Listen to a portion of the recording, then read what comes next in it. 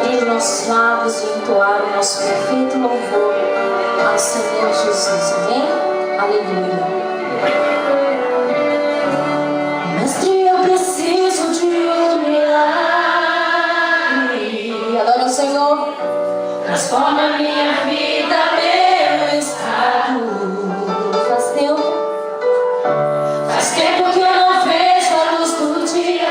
Estou tentando secundar minha alegria, tentando ver meus sonhos cancelados. Lázaro ouviu a sua voz quando aquela pedra removeu. Depois de 4 dias ele reviveu. Mestre, aquilo que só o teu nome tem todo o poder. Eu preciso tanto de um milagre.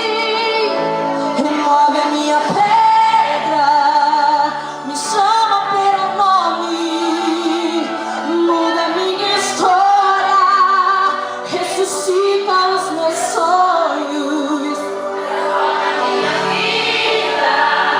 Me faz um milagre, me toca nessa hora, me chama para fora, ressuscita-me.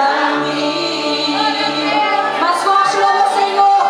Mestre, eu preciso de um milagre. Transforma a minha vida, Senhor.